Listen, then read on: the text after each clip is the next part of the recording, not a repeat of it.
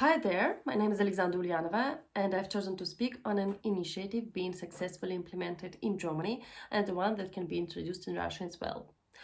In my opinion, inclusive education in Germany can be such an area of interest for us. These days, more and more people are born disabled or get disabled in technological emergencies, but with the current developments in medical and health sciences, there is a way today to save their lives. However, there are not enough possibilities for many of these people to socialize and live their normal lives due to their disabilities they have gained and the constraints that exist in our world built generally for healthy people.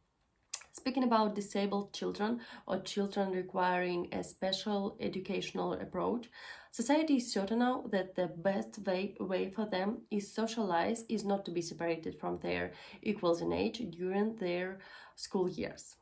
I have done a little research and learned that inclusive education in schools is an important topic in Germany. The German educational system looks similar to the Russian one in terms of separating different categories of students and allocating them to different types of schools depending on their health conditions.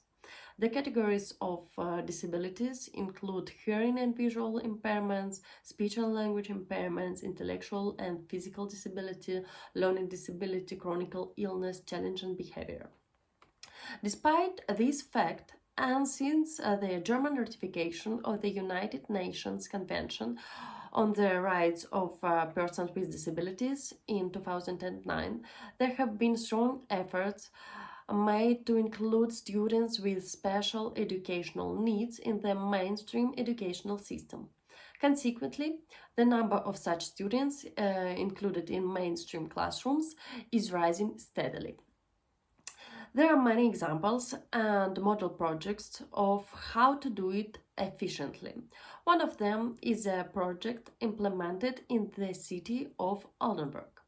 In 2012, after the changes in the local school law on the right to learn together, they have founded a working group called Inclusion at Oldenburg Schools to find citywide solutions for all questions of school inclusion. Let's have a look at example situation.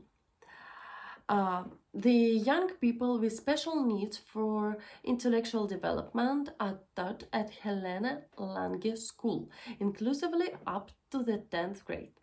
They feel comfortable and would like to stay with their classmates for 2 more years until they graduate. Actually, they should now go to a special school because they are not allowed to go to the upper level of their comprehensive school. They, like their parents and their headmaster, don't think that's a good idea. They think that moving schools at that point would mean another challenge for them. They might fail to find an inclusive context in a new place. So, how can you feel? How can you ensure that the young people can spend their final year at the Helena Lange School? In most other cities, the school would probably have to write to individual offices and fight to itself. It's different in Oldenburg. Young people, parents, and the school management all contact the working group. And the working group sees to this matter. They meet regularly once a month. The public sessions are hosted by a different school Each time, all Oldenburg schools participate in the current topic can come to the public sessions from all areas: school, administration, politics, civil society. Everyone is welcome. Then you can help in 2 ways. Either resort to already existing solutions, provide already existing contact points, people, groups, or institutions that can help with exactly this question. Due to the fact that the working group is made up of so many people and that there are usually those who are particularly familiar with the current topic, questions can be clarified or resolved directly.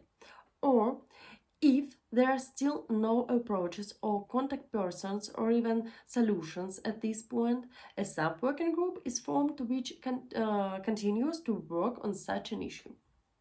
In Russia, inclusive education is an acute topic too. Such initiatives do exist, but they are still quite rare.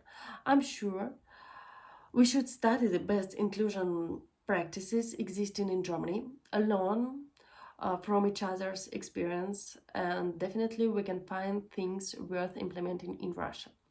We should be understood, though, that inclusion initiatives cannot be established overnight. They are based on a long development process, extensive resources, and participation of a great many interested parties. In my conclusion remarks, I'd like to mention that one of the global initiatives which unites all the world in a bid to make it more inclusive and a better place to live for all the people with equal rights and opportunities to develop all their potential regardless of their physical state is the Special Olympics World Games, participation in which as a volunteer I would highly appreciate. Thank you.